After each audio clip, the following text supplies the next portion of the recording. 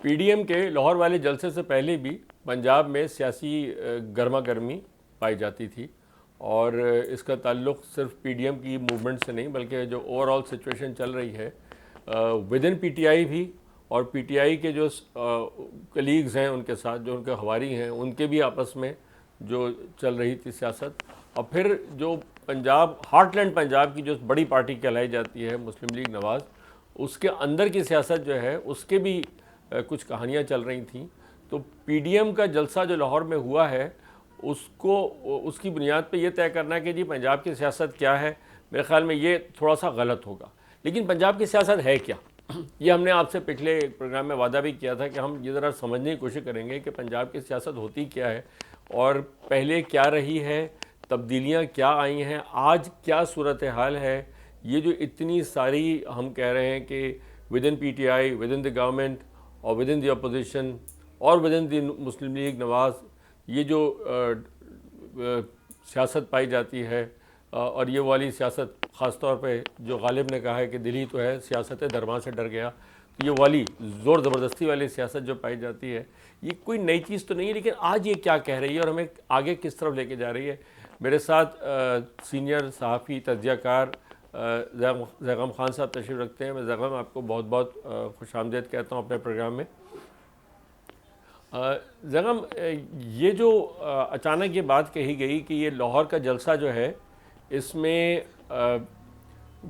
کوئی بہت بڑی کامیابی نہیں ہے پی ڈی ایم کی، اور اس میں کہا جاتا ہے، بہت سے لوگ کہتے ہیں، خاص طور پہ نون لیگ کے جو ناقد ہیں وہ بہت زیادہ کہتے ہیں کہ اس کی ناکامی میں، کوٹ ان کوٹ ناکامی میں، بہت بڑا کردار جو ہے وہ شہباز شریف لابی کا ہے۔ کیا اس میں کچھ سچائی ہے؟ کیا وہ جلسہ ناکام ہوا ہے؟ کیا وہ جلسہ کسی طریقے سے ریپرزینٹ بھی کرتا ہے کسی کی کامیابی یا ناکامی کو؟ دیکھیے، جلسہ جو ہے وہ ایک کامیاب جلسہ تھا، لیکن بہت بڑا جلسہ نہیں تھا۔ نہ تو اس کو آپ بے نظیر کا جو محترمہ کا جلسہ تھا جب وہ تشریف لائی تھی پاکستان واپس، جی جی۔ اس سے آپ کمپیئر کر سکتے ہیں، نہ ہی آپ کو عمران خان کے جو 2011 کا جلسہ ہے اس سے کمپیئر کر سکتے ہیں، لیکن اپنے طور پر سٹینڈ الون، اپنے میرٹ پر یہ ایک اچھا جلسہ تھا۔ یہ گفتگو اوکے۔ کیوں ہو رہی ہے کہ یہ ایک ناکام جلسہ تھا؟ اس کی ایک وجہ ہے۔ اس کی وجہ یہ ہے کہ جو ناقدین جن کو آپ کہہ رہے ہیں، یا حکومت کہہ لیجئے، یا حکومت کے جو سپورٹرز ہیں، انہوں نے ملتان جلسے کے بعد اپنی حکمت عملی کچھ تبدیل کی۔ ملتان تک کے جلسے میں ہم نے نظر آ رہا تھا کہ ایڈمنسٹریٹو میجرز سے یہ کوشش کر رہے تھے کہ کسی طریقے سے جلسے کو ہونے سے روکا جائے، یا آخری ٹائم پر اگر جلسہ ہو تو وہ اتنے کم لوگ وہاں پہ آئیں کہ پھر ہم ان کا مذاق اڑا سکیں اور اس کو ایک فیلڈ جلسہ یا field political activity key declare کی جا سکے۔ لیکن یہ چیز بیک فائر کر رہی تھی، کیونکہ اس کی وجہ سے کنفلکٹ جنریٹ ہو رہا تھا، کنفلکٹ کی وجہ سے نیوز جنریٹ ہو رہی تھی، تو اس کی وجہ سے جو اپوزیشن کا نیریٹو ہے وہ مزید مضبوط ہو رہا تھا۔ تو لاہور کے جلسے میں انہیں یہ سمجھ آئی کہ لاہور میں تو یہ ممکن ہی نہیں ہوگا کہ ایکٹیویٹی کو روکے۔ لاہور میں ایک تو ظاہر ہے یہ شہر پاکستان مسلم لیگ نواز کا ہے، اور دوسری بات یہ ہے کہ اگر لاہور میں کوئی کنفلکٹ کھڑا ہو گیا، لاہور میں ایڈمنسٹریٹو میئرز کے نتیجے میں کوئی مار دھاڑ ہو گئی خدا نخواستہ، کوئی جو پارٹیسپینٹس ہیں وہ مشتعل ہو گئے اور کوئی نقصان ہو گیا، تو پھر قیمت بہت ہی زیادہ ہوگی۔ تو انہوں نے اسٹریٹجی یہ اپنائی کہ جلسے کو تو ہونے دیا جائے، لیکن کمیونیکیشن فرنٹ پر اس کا سامنا کیا جائے، اور اس کے جو امیجز ہیں، جو اس کے ایفیکٹس ہیں، جو اس کا امپیکٹ ہے، اس کو کمیونیکیشن کی ٹرم میں اور میڈیا میں کاؤنٹر کیا جائے۔ تو آپ دیکھیں، میڈیا میں کاؤنٹر کرنے کی جو چیز ہے، آپ کو ان چینل سے آپ اس کو ریڈ کر سکتے ہیں جو چینلز ادھر ہی دیکھتے ہیں جدھر سے سیٹی بجتی ہے، اور اس سیٹی بجنے پر ہی وہ اپنے پروگرام کرتے ہیں۔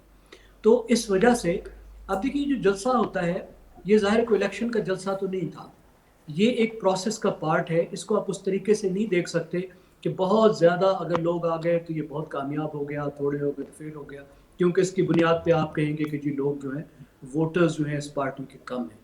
الیکشن تو ظاہر ہے ابھی پاس نہیں ہے، یہ تو ایک موبلائزیشن کا پارٹ ہے جس کا اچھا ہونا ضروری تھا، اور یہ اچھا ہو بھی گیا، بہت متاثر کن نہیں تھا، شاید وینیو کا انتخاب بھی ٹھیک نہیں تھا، لیکن اس کے بعد جس طریقے سے کمیونیکیشن کے فرنٹ پہ کاؤنٹر کیا۔ آپ دیکھیے، اس سے پہلے جو عمران خان کے احتجاجی جلسے تھے وہ اکثر جلسے تو بہت چھوٹے ہوتے تھے، اس سے بھی بہت چھوٹے ہوتے تھے، آپ مجھ سے بہتر جانتے ہیں، سڑکوں پر ہوتے تھے، اور جو دو رویہ سڑکیں ہوتی ہیں اس کے بھی آدھے پر پارٹیسپینٹس بیٹھے ہوتے تھے، لیکن بالکل جو اس کو جس طریقے سے کور کیا جاتا تھا، اس کو جس طریقے سے دکھایا جاتا تھا، کیمرے کی آنکھ جس طرح دکھاتی تھی، تو اس سے وہ جلسہ بہت ہی متاثر کن نظر آتا تھا۔ لیکن اس میں خاص طور پہ یہ کوشش کی گئی کہ اس طریقے سے دکھایا جائے کہ یہ جلسہ زیادہ متاثر کن نہ ہو، تو یہ ایک آپ کو لگ رہی ہے کہ وار آف نیریٹیوز جو ہے وہ ڈومینیٹ کر رہی ہے۔ اچھا، یہ جو وار آف نیریٹیوز ہے، اس سے پہلے جو پی ٹی آئی کی اپروچ تھی وہ نیریٹو بنانے والی نہیں تھی اپوزیشن کے سامنے، وہ پکڑ دھکڑ والی تھی، وہ وہی تھی کہ آپ جو ہمارا پرانا ایک نعرہ ہوتا ہے کہ یا تو زندہ باد یا پھر مرد آباد، تو یا تو کوئی ہمارا مخالف رہے گا یا پھر مر جائے، تو مر نہیں سکتا تو کم سے کم پولیٹیکلی اس کو ایلیمینیٹ کرنے کے لیے طریقہ جو ہے وہ فزیکل ایلیمینیشن کی طرف ہم جاتے ہیں، مسلسل ان کے خلاف کیسز کرنا، ان کو پکڑ کے بند کرنا، اس بجائے اس کے کہ کوئی سیاسی حکمت عملی ہوتی، یا یہ کوئی تبدیلی نظر آ رہی ہے۔ یہ لگ رہا ہے کہ پی ٹی آئی نے واقعی سوچا کہ یار سیاست کرنے کی کوشش کریں، کامیاب ہو ناکام ہو ایک الگ بات ہے، لیکن انہوں نے ایک نیریٹو بلڈ کرنے کی کوشش کی کہ جی یہ جلسہ تو ناکام ہو گیا اور انہوں نے شور مچایا۔ ٹھیک ہے، میڈیا میں بہت سے لوگوں نے، جیسے کہ آپ نے کہا کہ وہ دیکھتے ہی اس طرف ہیں، انہوں نے ان کا ساتھ دیا، لیکن یہ اس سے پہلے پی ٹی آئی کا جو اوور آل اس پہ جو طریقہ کار تھا، وہ کچھ مجھے جو لگتا ہے وہ یہ کہ یہ بہت سیاسی نہیں تھا، اور اس وقت بھی جو لوگ بیٹھ کے پی ٹی آئی کی طرف سے بول رہے ہیں، جتنے اسپوکس پرسنز ہیں، لگتا ہے کہ پی ٹی آئی جو ہے آدھی زیادہ اسپوکس پرسن سے بھری ہوئی ہے اور باقی اور کچھ نہیں ہو رہا ہے۔ جی آپ ٹھیک کہہ رہے ہیں، لیکن آپ تھوڑا سا ہمیں یہ فرق کرنا ہوگا اسٹریٹجی میں اور ٹیکٹکس میں۔ دیکھیں اسٹریٹجی کے ٹرم پر تو میرے خیال میں پی ٹی آئی کی جو اوورآل اسٹریٹجی ہے وہ تو تبدیل نہیں ہوئی، اور شاید وہ آگے ہم دیکھتے ہیں ہوتی ہے یا نہیں ہوتی۔ اس میں تو جو اپوزیشن کی ایلیمینیشن شاید بہت اسٹرانگ ورڈ ہوگا، لیکن اس کو کٹ ڈاؤن ٹو سائز کرنا اور اتنا چھوٹا کرنا کہ وہ چیلنج نہ رہے اور پی ٹی آئی اگلا الیکشن بھی آسانی سے جیت جائے اور اپوزیشن کی کوئی اہم حیثیت نہ ہو، یعنی ایک اتھارٹیرین سسٹم جو ہے اس کو بنانا، ون پارٹی ہیجمنی بنانا، یہ تو ایک اسٹریٹجی ہے۔ اس حد تک تو تبدیلی نہیں آئی، اور ہم دیکھیں گے کہ جو اسٹرانگ آرم ٹیکٹکس ہیں شاید یہ چلتے رہیں گے، اور اگر یہ اپوزیشن کی موومنٹ سبسائڈ کرتی ہے، کمزور ہوتی ہے، پیچھے ہٹتی ہے، تو شاید اس کے بعد جو کاؤنٹر اٹیک آئے اس میں وہ ہمیں چیزیں زیادہ نظر آئیں۔ لیکن جہاں تک ریلی سے ڈیل کرنے کی بات ہے، جو مطلب اسٹریٹجی سے زیادہ ٹیکٹکس کی بات ہوگی، ٹیکٹیکل بات ہوگی، اس کی حد تک تو یہ تبدیلی آئی ہے کہ جو پچھلے جلسے تھے ان کی نسبت، یعنی گجرانوالہ اور ملتان وغیرہ کے جلسے سے، اور اس جلسے میں یہ کوشش کی گئی ہے کہ اس طریقے کے اسٹرانگ آرم ٹیکٹکس نہ یوز کیے جائیں، ایڈمنسٹریٹو میئرز نہ لیے جائیں، بلکہ کمیونیکیشن کی ٹرم پر اس کو ہینڈل کیا جائے، تو وہ شاید زیادہ آسان ہوگا۔ شاید اسی لیے ہم نے یہ دیکھا کہ وزارت داخلہ میں بھی تبدیلی آئی، اور وزارت داخلہ میں پہلے اگر پیورلی ایڈمنسٹریٹو آدمی تھے، بریگیڈیئر صاحب تھے جو ماہر ہیں لا اینڈ آرڈر کی سچویشن کے، فورسز میں ساری زندگی کام کیا ہے، تو اس کی جگہ پہ شیخ رشید صاحب آئے ہیں جو سراپا مائک اور سپیکر ہیں، اور جو مکملی کمیونیکیشن کے آدمی ہیں، جو ریلوے کو بھی مائک سے چلاتے ہیں، 15ویں منسٹری ہے ان کی، تو ہر منسٹری کو وزارت اطلاعات بنا کر وہ چلاتے ہیں۔ ان کو وزارت داخلہ میں لایا گیا ہے تاکہ پالیٹکس اور ایڈمنسٹریشن کا ایک مکس جو ہے اس کو لایا جائے، اور پالیٹکس سے زیادہ زیادہ پولیٹیکل میئر سے، اور پولیٹیکل میئرز کا جو مطلب ہوتا ہے پی ٹی آئی کی زبان میں وہ ہوتا ہے کمیونیکیشن اور نیریٹیوز اور میڈیا کنٹرول، اس کے ذریعے سے کنٹرول کیا جائے۔ اچھا، ابھی جیسے آپ نے مثال دی شیخ رشید صاحب کی، شیخ رشید صاحب باقی صرف مائک سے چلاتے ہیں اپنی ساری وزارتوں کو، اور نتیجہ ہم نے دیکھا کہ ریلوے کی جو پرفارمنس تھی وہ بھی خاصی سفر کی اس نے۔ انٹیریئر منسٹری کی پرفارمنس اگر جو ہے وہ اگر کسی طریقے سے نقصان میں جاتی ہے اور ہم دیکھتے ہیں کہ لاس ہوتا ہے کسی قسم کا، تو یہ تو جو ہماری وار آن ٹیرر والی سچویشن ہے اس میں جو سول ایڈمنسٹریشن کا جو انپٹ ہے، ان کا جو کنٹریبیوشن ہے اس کو خاصا متاثر کرے گی، اور یہ بڑا رسک لیا ہے انہوں نے شیخ صاحب، جنہیں میرے خیال میں ایڈمنسٹریٹو معاملات میں جو ان کی اپروچ ہے وہ ہم نے دیکھی لی، اور وہ بالکل صحیح آپ کا جملہ، میں اس کو کئی بار دہراؤں گا کہ وہ مائک سے چلاتے ہیں ہر چیز کو، تو یہ مائک سے چلانے والا کام ہے نہیں۔ آپ کو لگتا نہیں ہے کہ پی ٹی آئی نے کوئی بڑا رسک لیا ہے؟ ان کی پرفارمنس ویسے ہی ان کی حکومت کی کوئی بہت اچھی نہیں رہی ہے، اب یہاں پر بھی انہوں نے اٹھا کے ایک ایسا سٹیپ لے لیا ہے جو آگے چل کے ان کو کسی اور جگہ پہ ان کے لیے پرابلم بن سکتا ہے؟ آپ بالکل ٹھیک کہہ رہے ہیں. دیکھیں اگر آپ وفاقی حکومت کو دیکھیں تو 18ویں ترمیم کے بعد 3 اہم ترین وزارتیں یا 3 اہم ترین شعبے وفاقی حکومت کے پاس باقی بچ گئے ہیں. ایک تو فائنانس کی منسٹری ہے، کیونکہ بہرحال جو فائنینشیل میٹرز ہیں پورے ملک کے وہ وفاقی حکومت، ٹیکسیشن بھی اور باقی بھی. اس کے بعد وزارت خارجہ ہے، کیونکہ خارجی امور تمام تر وفاقی حکومت کے ہاتھ میں ہوتے ہیں. اور تیسری جو چیز ہے وہ وزارت داخلہ ہے، جو بہت ہی طاقتور اور اہم منسٹری ہے، کیونکہ اس کے جو ماتحت ڈپارٹمنٹس ہیں، جو ماتحت فورسز ہیں، وہ بہت پاورفل ہیں اور اہم ہیں. اور اس لیے بھی اہم ہے کہ پاکستان کا جو لا اینڈ آرڈر کا چیلنج تھا، جو ٹیررزم کا چیلنج تھا، وہ ختم نہیں ہوا. اور دنیا کی جو ہم پر نظریں ہیں اور جو ہم بہت سے مسائل فیس کر رہے ہیں، مثال کے طور پر ایف اے ٹی ایف کا مسئلہ، اس کے ساتھ نبرد آزما ہونے کے لیے بھی جو سب سے اہم رول ہے وہ انٹیریئر منسٹری پلے کرتی ہے. فائنانس میں بھی ہمیں نظر آیا، اسد عمر صاحب کو لایا گیا. فائنانشل جو کرائسس ہے وہ آپ کے سامنے ہے، وہ ایک خوفناک کرائسس ہے، جو ایک لیول پر تو میکرو اکنامی کا کرائسس ہے، لیکن اس کے ساتھ گورننس کا بھی کرائسس ہے. جیسے آپ کو ویٹ اور جو شوگر ہے اس کرائسس میں نظر آتا ہے کہ سوائے گورننس کی کوئی اس کی ریزن نہیں ہے کہ را مٹیریل اتنا سستا ہو اور چیزیں جو ہیں، جو پروڈکٹ ہے اس کی قیمت دگنی ہو جائے. تو جہاں پہ فائنانس کا، اچھا پھر اس کے بعد آپ وزارت داخلہ میں دیکھ لیجئے، جو خالی خولی جس طرح کے بیانات دیے گئے اس کے نتیجے میں ہم ایک اور کرائسس میں جا رہے ہیں. 40 لاکھ ہمارے مزدور گلف میں ہیں اور گلف کے ساتھ ہمارے تعلقات کا بحران پیدا ہو گیا ہے کہ خالی اور تغرل دیکھتے ہوئے اور بیانات دیتے ہوئے ہم بینڈ بجاتے ہوئے اتنے بڑے کرائسس میں جا گھسے ہیں. اب یہ تیسری اہم منسٹری جو فیڈرل گورنمنٹ کے پاس ہے، وہ ایک ایسے آدمی کو دے دی گئی ہے جس کا کوئی ٹریک ریکارڈ ایڈمنسٹریٹولی بہت اچھا نہیں ہے. شاید وہ ایک مخالف کو مصیبت میں تو ڈال رکھ سکتا ہے، ان کی جو زبان ہے وہ ظاہر ہے وہ میڈیا کے لیے تو بہت ہی موزوں ہے اور اپنی جو پارٹی ہوتی ہے اس کے فیور میں بھی آتی ہے. نواز شریف صاحب کی بھی انہوں نے بڑی خدمت کی، اس وقت انہوں نے بے نظیر کو بہت مصیبت میں ڈالے رکھا، ان کی بہت توہین بھی کی. ابھی بھی وہ بہت کام آ رہے ہیں، لیکن یہ سوال اپنی جگہ ہے کہ کیا وفاق کے ایک ان اہم ترین اداروں کا حشر ریلوے جیسا تو نہیں ہوگا. اگرچہ یہ ہمیں ذہن میں رکھنا چاہیے کہ بہرحال میں سے بہت سے ادارے جو ہیں وہ فوجی افسروں کے نیچے کام کر رہے ہیں اور وہ شاید شیخ رشید صاحب کو رپورٹ بھی نہیں کرتے ہوں گے، لیکن پھر بھی being a minister, being a boss, بہت سی چیزوں پہ تو ان کے پاس ہی آ کے رکیں گی، بہت سی فائلیں تو انہی کے پاس ہی آئیں گی. اچھا، اب ہم ذرا دیکھیں کہ جو اپوزیشن کی سیاسی جماعتیں ہیں ان کی اندر کی سیاست کیا ہو رہی ہے. مثال کے طور پہ اب یہ جو بات کہی جا رہی تھی مسلسل، ہرچند کہ یہ ادھر ہی سے آئی، یہ گورنمنٹ کے حلقوں کی طرف سے زیادہ کہی گئی اور مجھے نہیں معلوم اس میں حقیقت کتنی ہے، کہ جو شہباز شریف صاحب اور ان کی لابی ہے وہ شاید ابھی بھی پوری طرح خوش نہیں ہے اس بیانیے سے جو نون لیگ کا اس وقت ہے. ہرچند کہ اب شہباز شریف صاحب اس طرح نہیں بول رہے ہیں، وہ جو ایک رپروشما والی بات تھی وہ نہیں رہ گئی ہے، لیکن یہ بات بار بار کہی جاتی ہے کہ جی اب یہ لوگ جو ہیں یہ شاید بہت زیادہ خوش نہیں ہیں اور یہ کسی پوائنٹ پر بھی ابھی شاید چپ ہیں، آگے چل کے ہو سکتا ہے کہ الگ ہو جائیں. یہ کتنی اس میں سچائی ہے، کتنا آپ کو لگتا ہے کہ یہ صرف کہی جا رہی ہے باتیں؟ عمران صاحب، شہباز شریف کو دیکھنے سے پہلے آپ ذرا پیپلز پارٹی کو ہی دیکھ لیجئے کہ آخر پیپلز پارٹی کو کیا تکلیف ہے کہ وہ آ کے اس تحریک کا حصہ بن گئی ہے. اگر 2018 کی الیکشن دیکھیں تو پیپلز پارٹی کو تو اپنے حصے سے تھوڑا سا زیادہ ہی ملا ہے، کم تو نہیں ملا ہے. پنجاب میں بھی بہرحال اتنی سیٹیں ان کی نہیں آ سکتی تھی جتنی آ گئی، مشکل سے ہی آ سکتی تھی. سندھ میں بھی کوئی ہم نہیں کہہ سکتے کہ ان کی جو سیٹیں آ سکتی تھیں ان سے کم آئیں. تو آخر پیپلز پارٹی کیوں سڑکوں پر آ گئی ہے.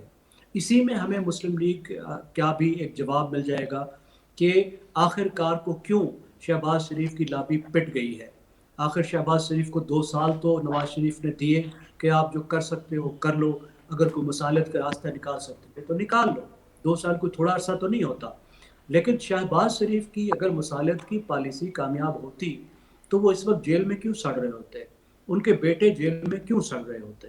تو ان کے پاس تو دکھانے کو پارٹی کو کچھ بھی نہیں ہے.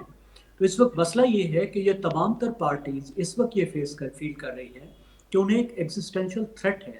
ایک ایسا سسٹم لایا جا رہا ہے جس میں شاید ان کے لیے سانس لینے کی، رہنے کی جگہ بھی نہیں بچے گی. جس طرح کی کچھ اتھارٹیرین گورنمنٹس میں ہوتا ہے کہ بس اجازت تو ہوتی ہے اپوزیشن پارٹیز کو، لیکن ان کی حیثیت ایک ICU میں پڑے ہوئے ایک مریض جیسی ہوتی ہے کہ بیرون ملک کو دکھا کر حکومت یہ کہہ سکے جی دیکھیں ہمارے پاس بھی اپوزیشن تو ہے نا، لیکن وہ اپوزیشن ہوتی نہیں ہے. تو ان کو یہ لگ رہا ہے کہ اس طرح کی صورتحال ہے. اگر آپ دیکھیں کوئی ایک سال پہلے، ایک سال سے اب تھوڑا سا زیادہ ہو گیا، مولانا فضل الرحمان جب یہاں پہ دھرنا لے کر اسلام آباد میں آئے تھے تو اس وقت شہباز شریف کی بات میں کوئی وزن لگ رہا تھا. اس وقت کی آپ شہباز شریف کی تقریر یاد کریں، اس وقت دھرنے میں مسلم لیگ نواز نے، ظاہر نواز شریف صاحب نے بھیجا ہوگا، تقریر کرنے کے لیے شہباز شریف کو بھیجا تھا، اور انہوں نے دھرنے میں آ کر بھی بڑی آئرانیکل بات ہے کہ بڑی مصالحانہ تقریر کی تھی. پیپلز پارٹی کا بھی یہی معاملہ تھا. تو اس وقت تک انہیں لگ رہا تھا کہ شاید سسٹم میں کوئی نہ کوئی جگہ ان کی بن جائے گی. اب نہیں تو چلیں اس حکومت کو وقت دے دیں گے، اگلے الیکشن میں تک وہ کسی فیئر الیکشن کے ذریعے سے واپس آ سکیں گے، باؤنس بیک کر سکیں گے. لیکن مجھے لگتا ہے کہ اس وقت ان کو یہ اندازہ ہو گیا کہ ایسا نہیں ہونے والا. اب وہ دیوار سے لگ چکے ہیں. اگر آپ فائٹ بیک نہیں کریں گے تو ان کے پیچھے کوئی اب جگہ نہیں بچی. تو اس وقت وہ فائٹ بیک کر رہے ہیں. مجھے نہیں لگتا کہ مسلم لیگ نواز میں کوئی ایسا بہت زیادہ شہباز شریف کی لابی بچ گئی ہے. ظاہر ایسے لوگ ضرور ہوں گے جن بیچاروں کی فائلیں ہوں گی، جن کے مسئلے ہوں گے، جو کچھ میرے جیسے کمزور دل ہوں گے، جن کی ہمت اتنی نہیں ہوگی. تحریکوں میں آنا ہر کسی کا کام نہیں ہوتا.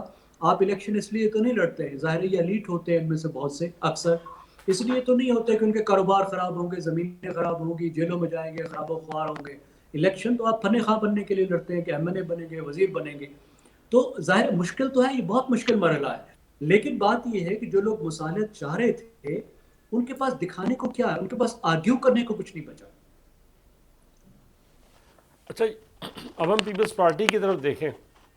پیپلز پارٹی کا ابھی بھی جو نیریٹو ہے وہ ٹھیک ہے کہ وہ نون لیگ کے ساتھ بیٹھی ہے اور اس کی الائی ہے، لیکن لگتا ہے کہ وہ بیونڈ PTI کی پالیٹکس پہ بہت دیکھ رہی ہے. اس کو یقین ہے کہ اب یہ جلد ہی صورتحال چینج ہوگی اور پھر جو ہے مقابلہ انہی سے، نون لیگ سے اس کا ہوگا، اور PTI جو ہے وہ ایک کارنرڈ ہو جائے گی، یا کیا ہمارے یہاں بڑی اچھی سی بات کہی جاتی ہے کہ کھڈے لائن لگ جائے گی. تو یہ ان کو لگتا ہے، اور مجھے لگ رہا ہے کہ وہ کسی قسم کی جو ان کی سیاسی جو حکمت عملی یا جو بھی سیاست ان کی ہے وہ آگے دیکھ کر ہو رہی ہے کہ بھئی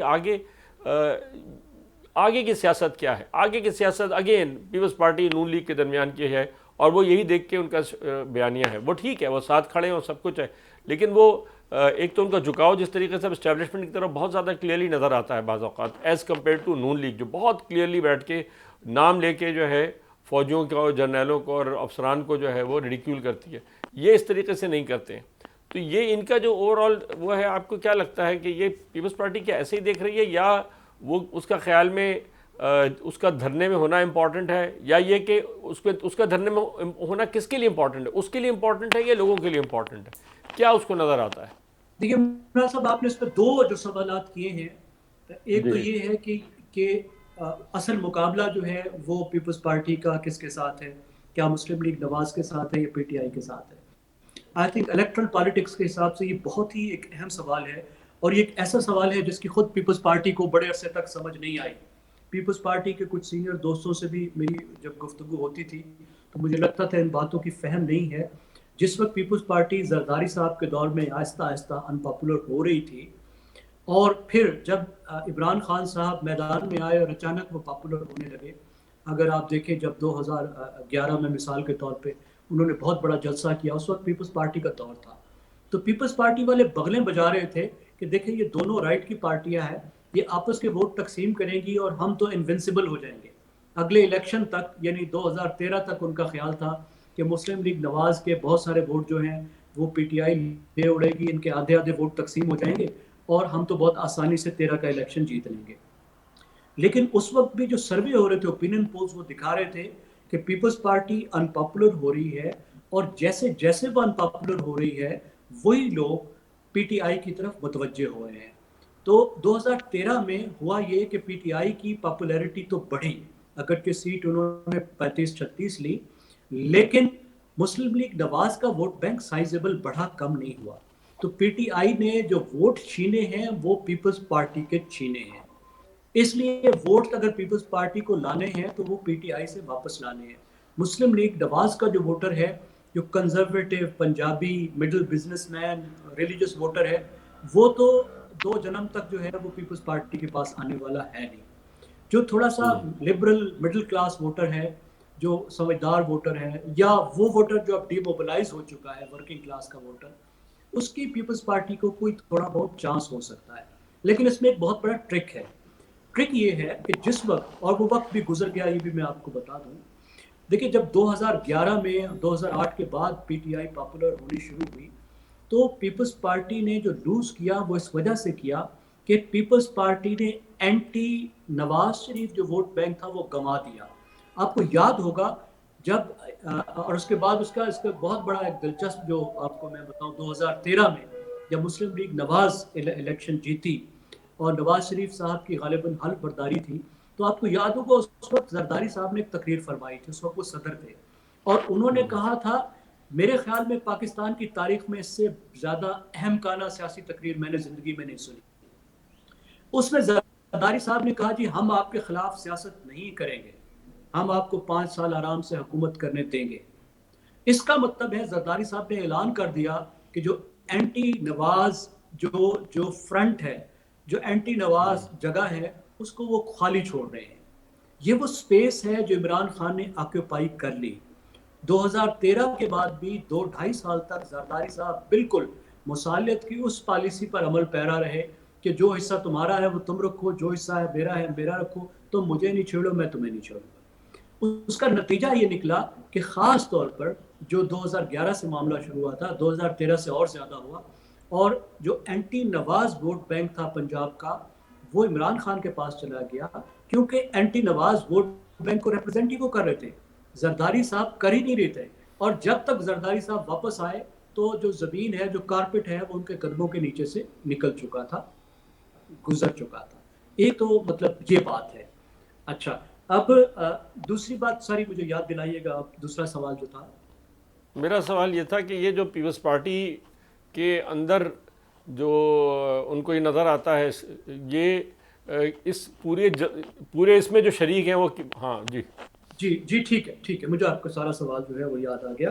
دیکھیے اس میں تو کوئی شک نہیں, یہ جو اتحاد ہے یہ ایک اتحاد ہے, یہ ایک پولیٹیکل پارٹی تو نہیں بنی ابھی تک. تو انہوں نے اپنے آپ کو ایک انتخابی اتحاد بھی ڈکلیئر نہیں کیا, اگرچہ الائنس تو اس کو کہیں گے, لیکن یہ ایک انتہائی لوز الائنس ہے جو حکومت کے خلاف بنا ہے. یہ ایک تحریک ہے, تو اس میں پارٹیوں نے اپنی پوزیشنز, اپنی آئیڈیالوجیز, اپنے انٹرسٹ کو تو چھوڑا نہیں ہے. پیپلز پارٹی جو ہے, جیسے میں نے پہلے شروع میں عرض کیا, آپ اس کی پوزیشن دیکھیں تو اس کا تو پی ڈی ایم میں ہونا بھی ایک لحاظ سے اس کی ایکسپلینیشن بھی ذرا مشکل لگتی ہے. تو پیپلز پارٹی کے پاس تو پیپلز پارٹی تو اس وقت سسٹم میں حصہ دار ہے, پاکستان کے دوسرے بڑے صوبے پر وہ حکومت کر رہی ہے, اور اس کے لیے بڑا مشکل ہے کہ وہ کھل کر وفاقی حکومت کے سامنے آئے, کیونکہ وہ ایک طرح سے فیڈریشن کا بھی مسئلہ ہوگا کہ جیسے کہ ایک صوبے کی حکومت نے وفاقی حکومت کے خلاف یلغار کر دی ہو. یہ معاملہ ایسا ہے جو مسلم لیگ نواز کا بالکل نہیں ہے, دوسری پارٹیوں کا نہیں ہے, مولانا کا نہیں ہے. اس لیے ایک تو ضرورت ہے کہ ان کو احتیاط بھی کرنی پڑتی ہے, اور دوسری بات یہ ہے کہ انہوں نے نہ تو بہت کچھ لوز کیا ہے, اور نہ ہی ان کو تحریک کے نتیجے میں بہت کچھ ملنے والا ہے. مثال کے طور پر اگر کل الیکشن ہو جائیں تو کیا پیپلز پارٹی وفاق میں جیت جائے گی؟ کیا پیپلز پارٹی پنجاب جیت جائے گی؟ ایسا تو کوئی امکان نہیں لگتا کہ یہ ہو سکے. لیکن سندھ جو ان کے پاس ہے, اس کا کوئی امکان ہو سکتا ہے کہ اس سے صورتحال زیادہ خراب ہو جائے. جو ان کے خلاف قوتیں ہیں وہ کسی نہ کسی طریقے سے سندھ ان سے چھیننے کی کوشش کریں. ابھی تو اگر وہ سسٹم میں رہیں تو ہو سکتا ہے 3 سال مزید, 2.5 سال مزید لوگوں کی خدمت کر کے شاید پنجاب میں بھی وہ پاپولیرٹی گین کریں, کراچی میں بھی گین کریں, شاید کچھ صورتحال بہتر بنائیں. تو ان کو تو یہ وارے نہیں کھاتا ہے, اور میرے خیال میں اگر آپ دیکھیں تو کسی کو بھی وارے نہیں کھاتا ہے کہ فوری طور پر عمران خان چلے جائیں. تو یہ تو ان کی اپنی یہ ڈیسپریشن ہے کہ جس طریقے سے ان کو دیوار سے لگایا گیا ہے. Peoples Party in house change کے زیادہ حق میں ہے, جو اس وقت تک ممکن نہیں ہو سکتی جب تک کہ اسٹیبلشمنٹ کے ساتھ ان کی صورتحال تبدیل نہیں ہوتی. تو یہ آپ بالکل ٹھیک کہہ رہے ہیں, حکومت فوری طور پر گرانے سے فائدہ نہیں ہے, لیکن پیپلز پارٹی بھی سمجھتی ہے کہ حکومت ایسے گرے گی نہیں. اس تحریک کے نتیجے میں حکومت بہت زیادہ کمزور ضرور ہو جائے گی, جس کے نتیجے میں پیپلز پارٹی کو بھی سپیس ملے گی, پیپلز پارٹی کے لیے زندہ رہنے کا بھی موقع ہوگا, اور اگلے الیکشن تک ان کے لیے صورتحال بھی بہتر ہو جائے گی. اچھا، اب تھوڑی دیر کے لیے ہم پنجاب کو سمجھنے کی کوشش کریں. ایک جگہ ہے جو کہلاتی ہے ہارٹ لینڈ پنجاب، ایک جگہ ہے جو کہلاتی ہے سرائکی وسیب، اور بہت سی سیاسی جماعتوں نے تو باقاعدہ اپنی صدرن پنجاب کے لیے اپنے آفس بیررز بھی الگ کر رکھے. پیپلز پارٹی نے بھی کیا ہوا ہے، اے این پی نے مانا ہوا ہے. تو یہ ان میں سیاستوں میں بھی فرق ہے. تو مجھے لگتا ہے اس کا بہت بڑا تعلق ان جگہوں کی پولیٹیکل اکانومی سے بھی بہت زیادہ ہے.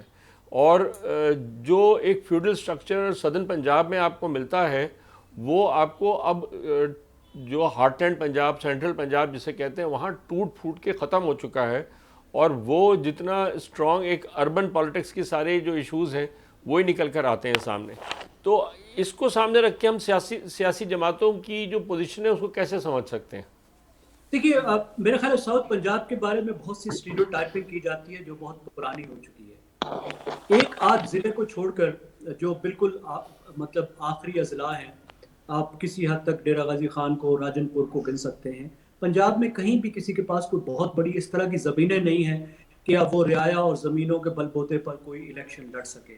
پنجاب کے جو بڑے بڑے بڑے جن کو لوگ کہتے ہیں، گیلانی صاحب کی بھی کوئی شاید اتنی تھوڑی زمینیں جتنی سندھ میں شاید چھوٹے ذمہ دار کی بھی نہیں ہوتی.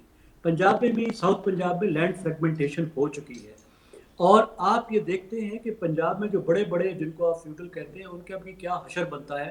1970 میں بھی فاروق لغاری کے باپ کو ایک ہومیوپیتھک ڈاکٹر نے ہرا دیا تھا، ڈاکٹر نذیر ان کو کہتے ہیں، جن کا جماعت اسلامی سے تعلق تھا. اور ابھی بھی آپ نے اس الیکشن میں بھی دیکھا کہ فاٹا سے آنے والی ایک لڑکی جس کا آبائی تعلق فاٹا سے ہے، جس کی صرف شادی ڈیرہ غازی خان میں ہوئی ہے، اس نے اسی اتنے بڑے فاروق لغاری جو اس علاقے کا بڑا جاگیردار اور سردار ہے، اس کے بیٹے کو اس نے ہرا دیا. میں زریاب میں اس کی بات کر رہا ہوں، جی جی ہمارے جی جو جی. انوائرمنٹ منسٹر ہیں. ٹھیک ہے نا جی. تو یہ ایسی بات نہیں ہے. اس کو میرے خیال میں مسئلہ جو ہے وہ ریپرزنٹیشن کا ہے. ریپرزنٹیشن کا مسئلہ یہ ہے کہ ساؤتھ پنجاب کو مسلم لیگ نواز نے کبھی صحیح توجہ نہیں دی. اور اگر میں سچی بات کہوں، میرا اپنا تعلق ساؤتھ پنجاب سے ہے، مسلم لیگ نواز نے ساؤتھ پنجاب کے ساتھ انتہائی ناانصافی کی ہے. جو اس کا حق بنتا تھا وہ ہمیشہ چھینا ہے، اور وہ چھین کر ہارٹ لینڈ پر لگایا ہے، لاہور پہ لگایا ہے. پچھلے 10 سال کے آپ ریکارڈز اٹھا کے دیکھ لیجئے، 55 سے 60% بجٹ تو یہ صرف شہر پر، ترقیاتی بجٹ جو ہے وہ لاہور شہر پر لگاتے رہے. اور یہ کہتے ہیں کہ 30% ساؤتھ پنجاب پہ لگایا ہے. تو اس کا مطلب ہے کہ صرف 10% باقی پنجاب پہ لگایا ہے. ایسا نہیں ہے. بجٹ میں جو ایلوکیشن ہوتی تھی وہ بھی وہاں نہیں لگتی تھی. اس کے علاوہ جو طاقت میں، اقتدار میں حصہ ہے، وہ بھی مسلم لیگ نواز نے ساؤتھ پنجاب کو نہیں دیا. باقی پنجاب کو بھی بہت کم دیا، پختونخوا کو بھی بہت کم دیا. اس میں یا تو وہ کشمیری برادری کو لاتے ہیں یا لاہور کو لاتے ہیں، یا آخری حد ان کی جی ٹی روڈ سے ہوتی ہے. جی ٹی روڈ سے آگے جا کے مسلم لیگ نواز کا پاکستان ختم ہو جاتا ہے. تو پاور سٹرکچر میں کوئی حصہ ان کو نہیں ملا. یہ حصہ ان کو یا تو پیپلز پارٹی میں ملتا ہے. اس لیے پیپلز پارٹی ہمیشہ مضبوط رہی ہے. پیپلز پارٹی دیکھیں کبھی فیوڈل کی جماعت تو نہیں ہے اس طریقے سے. اور اس وقت بھی بالکل بھی پیپلز نہیں. پارٹی نے کئی حلقے ساؤتھ پنجاب سے جیتے ہیں جس کا کوئی جواز ہی نہیں بنتا. تو مسلم لیگ نواز کو وہاں پہ اگرچہ انہوں نے کچھ نہ کچھ حلقے لاسٹ ٹائم جیتے اور کچھ نہ کچھ ان کو چانس ملا، لیکن ان کی وہ جگہ لوگوں کے دل میں نہیں بنی. اور اسی کے نتیجے میں آپ دیکھیں کہ پی ٹی آئی نے وہاں اپنی جگہ بنائی ہے. اور پی ٹی آئی نے جنوبی پنجاب کو اقتدار میں وہ حصہ دیا ہے جو پیپلز پارٹی کے دور میں جنوبی پنجاب کو ملتا ہے، جو مسلم لیگ نواز کے دور میں کبھی نہیں ملتا رہا. اس لیے جنوبی پنجاب میں آپ دیکھیں 2 جگہیں ہیں جو اس وقت گڑھ بن چکی ہیں پی ٹی آئی کا. ایک گڑھ ہے پختونخوا، خیبر پختونخوا، اور دوسرا ہے جنوبی پنجاب. اور اگر آپ پنجاب کی حکومت اور فیڈرل گورنمنٹ پہ دیکھیں تو آپ کو ان دونوں کا ایک تاریخی طور پر ایک بڑا حصہ اس وقت نظر آتا ہے، جو آپ کو کئی دہائیوں سے پختونخوا کا اور جنوبی پنجاب کا جو حصہ آپ کو نظر نہیں آتا تھا گورنمنٹس میں، یعنی پنجاب گورنمنٹس میں جنوبی پنجاب کا، اور یہاں پہ اسلام آباد میں جنوبی پنجاب کا اور خیبر پختونخوا کا، ان کا ایک حصہ آپ کو نظر آتا ہے. اور اس کے پیچھے پی ٹی آئی کی پاپولیرٹی ہے، اور اس کو کاؤنٹر کرنے کے لیے بھی بڑی محنت کرنی ہوگی. لیکن ایک چیز جو پی ٹی آئی کے بہت ہی خلاف جائے گی اور جا سکتی ہے، وہ کسانوں کے ساتھ جو سلوک ہوا ہے، کسانوں کا جو حشر ہوا ہے، اور ایگریرین اکانومی کی جو تباہی ہے. کیونکہ ہارٹ لینڈ کے برعکس اگرچہ ہارٹ لینڈ بھی لوگ تکلیف میں ہیں، لیکن ہارٹ لینڈ بہرحال کچھ انڈسٹریلائزڈ ہے، ایگریکلچر پر اس کی اتنی ڈیپینڈنس نہیں ہے جتنی جنوبی پنجاب کی ہے. تو یہ ایک بڑی کمپلیکس پکچر ہے. اچھا، ایک آخری سوال میں آپ سے پوچھوں گا. یہ جو سچویشن ہے جو نون لیگ کے بارے میں، جیسے کہ آپ نے بالکل صحیح کہا کہ جو ان کی اپروچ رہی ہے، چونکہ ڈیولوشن نہیں ہے، چونکہ کوئی پروونشل فائنانس کمیشن نہیں بنایا جاتا ہے جو بیٹھ کے ڈسٹرکٹس میں پیسوں کو ایکوٹیبل بانٹ سکیں، تو وہ سب کچھ نہیں کیا جا رہا ہے، اور نتیجے میں وہ جو لوکل نظام جو ڈیلیور کرتا ہے وہ اسٹرانگ ابھی بھی نہیں کیا جا رہا.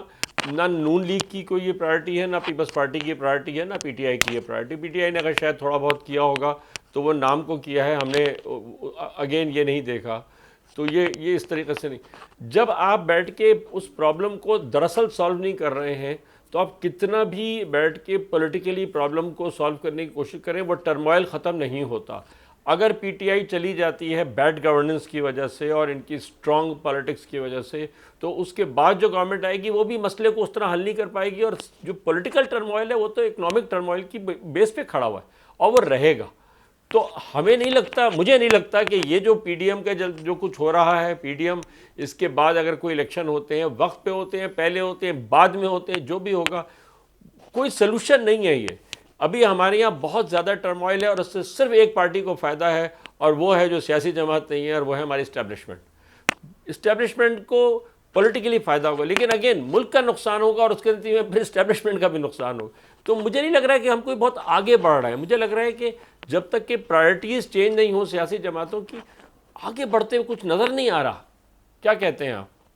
میں آپ سے اتفاق کرتے ہوئے یہ کہوں گا کہ جب تک پاکستان کی جو رولنگ ایلیٹ ہے، جس میں سیاسی اور غیر سیاسی دونوں طرح کی اشرافیہ شامل ہے، الیکٹڈ اور ان الیکٹڈ، تنخواہ دار بھی اور غیر تنخواہ دار بھی، جب تک وہ اس بات پہ متفق نہیں ہوتے کہ جو پاکستان کے سٹرکچرل پرابلمز ہیں جن کی طرف آپ نے اشارہ کیا، اور جو پولیٹیکل سٹرکچرل پرابلمز بھی ہیں اور ساتھ اکنامک سٹرکچرل پرابلمز بھی ہیں، ان کو جب تک سالو نہیں کیا جاتا تو یہ مرہم پٹی سے کام نہیں چلے گا. اکانومی میں بھی آپ کو نظر آ رہا ہے کہ جو ہمارے سٹرکچرل پرابلمز ہیں، جن کی وجہ سے ہر 5ویں 7ویں سال ہم واپس کشکول اٹھا کے آئی ایم ایف کے پاس پہنچتے ہیں، ہماری جو ایک معیشت ہے وہ پھر زمین سے جا کے لگتی ہے، دوبارہ سے مہنگائی آسمان کو چھوتی ہے، ہماری ترقی کی رفتار جو ہے وہ 5-6% پہ پہنچنے کے بعد پھر 1-1.5% پہ جا کے گرتی ہے. اس کی وجہ سے جب تک آپ وہ سٹرکچرل مسائل حل نہیں کریں گے، اس کی ایک اپرچونٹی آئی تھی اور اس کے بڑے وعدے کیے گئے تھے اس حکومت کے شروع میں، جب اپوزیشن خود یہ کہہ رہی تھی کہ آئیے ایک چارٹر آف اکانومی کرتے ہیں. یہ الفاظ اس وقت کے جو ہمارے قائد حزب اختلاف ہیں شہباز شریف کے تھے، چارٹر آف اکانومی کی. تو ایک بہت اچھا موقع تھا کہ اس وقت حکومت جو ہے وہ اس بات کو طے کر لیتی کہ ہاں مل کر، اپوزیشن کے ساتھ مل کر جو سٹرکچرل اکنامک ریفارمز ہیں ان کی طرف ہم جاتے ہیں. ان کی طرف وہ نہیں گئے، اور اس کے ساتھ کیونکہ اس کی وجہ یہ تھی کہ وہ پولیٹیکل تبدیلیاں ساتھ میں نہیں لانا چاہتے تھے، حصے دار نہیں بنانا چاہتے تھے.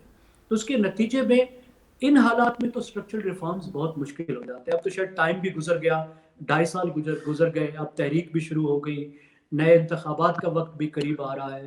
تو اس وقت تو ہم جس مسئلے میں پھنسے ہیں، بظاہر تو اس سے نکلنے کا کوئی راستہ ہمیں نظر نہیں آ رہا، انلیس کہ کوئی ایسا گرینڈ نیشنل ڈائلاگ ہو جس میں بیٹھ کر یہ سب باتیں طے کی جائیں کہ اس ملک کو ان وجوہات سے کیسے نکالنا ہے جن وجوہات کی وجہ سے پاکستان مسلسل بحرانوں کی زد میں ہوتا ہے.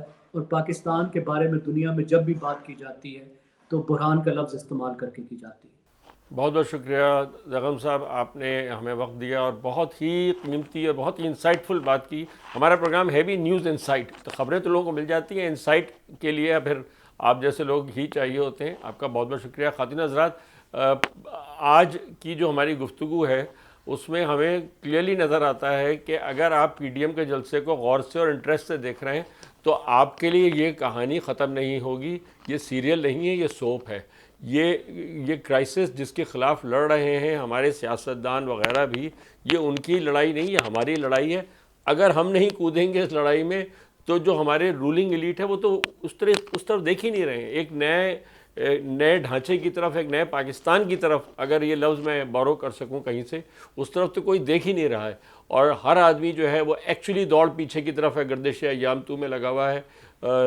پی ٹی آئی نے بھی یہی کیا، مشرف صاحب کی حکومت اپنے ساتھ بیٹھائی، نون لیگ بھی چاہ رہی ہے کہ واپس ہم 18 سے پہلے بھی چلے جائیں.